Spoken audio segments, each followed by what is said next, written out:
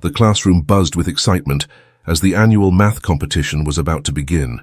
Ethan wiped his sweaty palms on his pants, glancing nervously at the board filled with alien symbols and complex equations.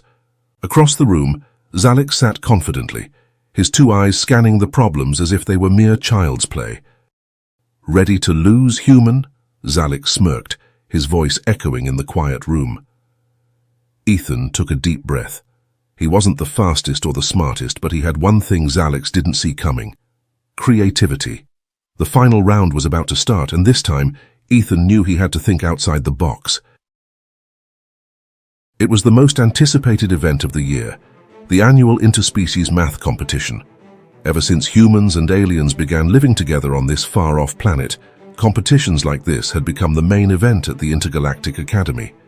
Students from both species participated in friendly rivalries, pushing each other to become the best in science, language, and of course, math. Ethan had been preparing for this competition for weeks. He wasn't the top student in his class, but his teachers always said he had a knack for thinking differently. Still, the idea of facing Zalix, the Zalorian prodigy, was enough to make his stomach flip. Zalix was known throughout the school for being a math genius. His species, the Zalorians, had evolved with a natural gift for logic and calculations, and Zalix was their star student. As Mrs. Hara, the competition facilitator, walked into the room, the murmurs of excitement died down. Mrs. Hara was a hybrid, a mix of human and alien ancestry, and one of the most respected teachers at the academy. She smiled at the two competitors. "Welcome to the final round of the math competition," she said, her voice carrying a tone of both authority and kindness. "Today we will see a display of talent, intellect, and creativity. Ethan and Zalix, this is your moment.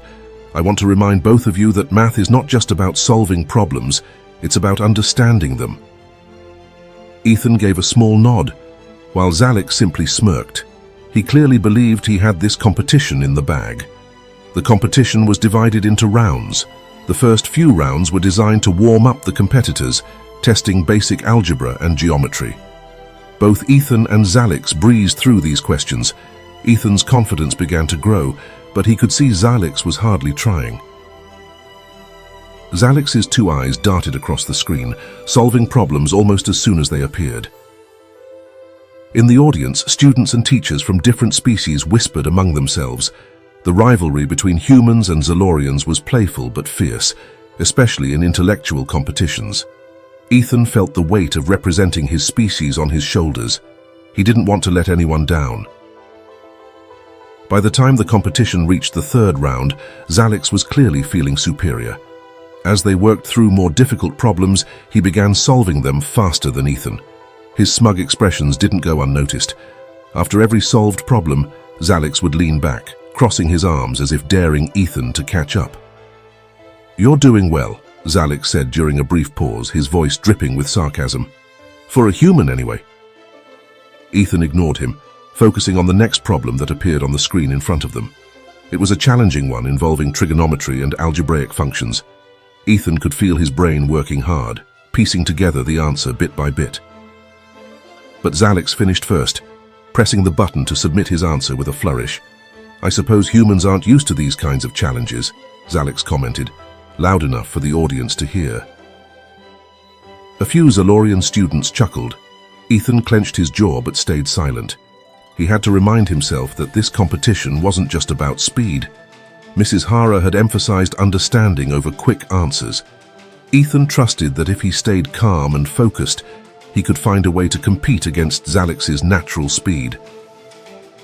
The fourth round came, and the problems became more abstract.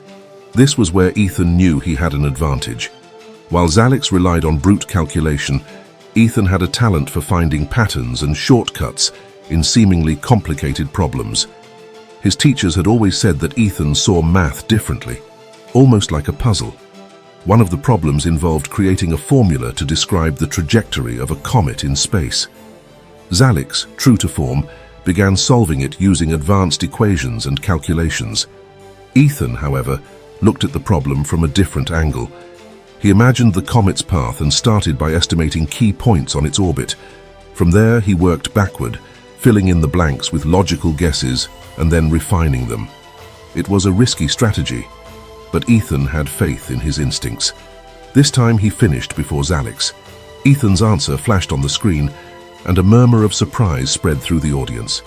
Zalix glanced at Ethan, his expression unreadable. For the first time, he seemed to realize that this wouldn't be as easy as he thought. By the time they reached the final round, tension filled the room. The problems had reached an entirely new level of complexity. Even the teachers in the audience watched with wide eyes, knowing how difficult the final problems would be. The last challenge was announced, a massive, multi-dimensional math problem that combined calculus, geometry, and a new type of mathematics unique to this planet. Even Zalix blinked in surprise. The problem filled the screen and both competitors stared at it for a moment, trying to comprehend what they were seeing. "This is it," Zalix muttered, more to himself than anyone else. "No one can beat me here."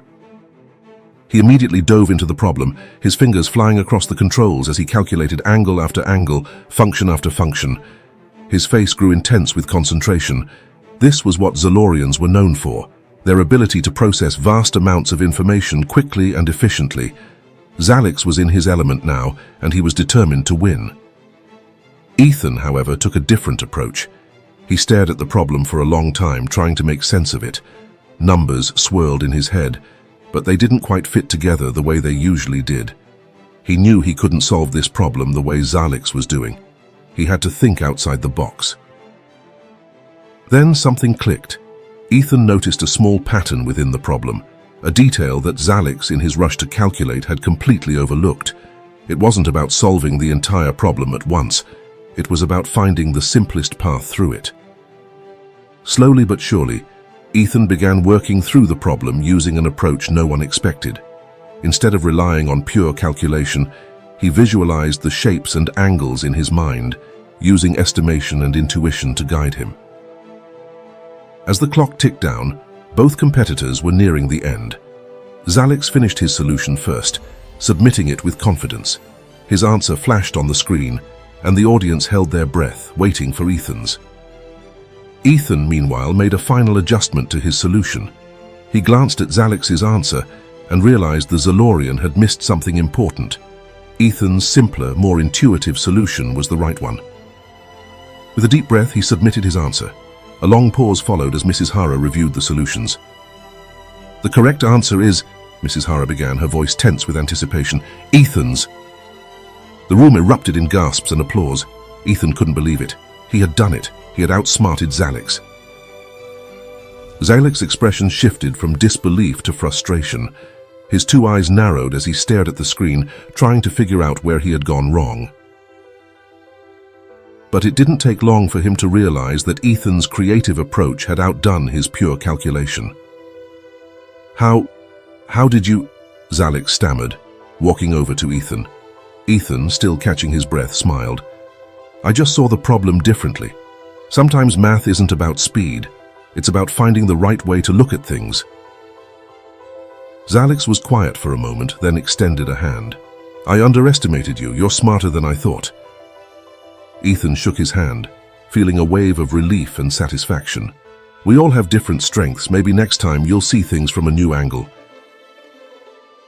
After the competition, the atmosphere in the classroom was lighter.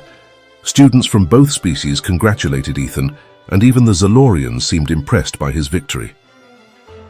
Mrs. Hara smiled warmly at both competitors. "Well done, both of you," she said. "This competition wasn't just about winning. It was about learning. You've both shown great skill today, and I hope you've learned something from each other." Zalix nodded, still deep in thought. He wasn't used to losing, but this experience had taught him something valuable. He realized that there was more to math and life than just being the fastest or the smartest. Ethan had shown him the importance of creativity and thinking outside the box. Over the next few days, Ethan and Zalix began talking more, often discussing math problems or other schoolwork. What started as a rivalry turned into a friendship built on mutual respect. Zalix began to appreciate Ethan's unique approach to problems, and Ethan learned a lot from Zalix's methodical thinking. Together, they found that their differences made them stronger.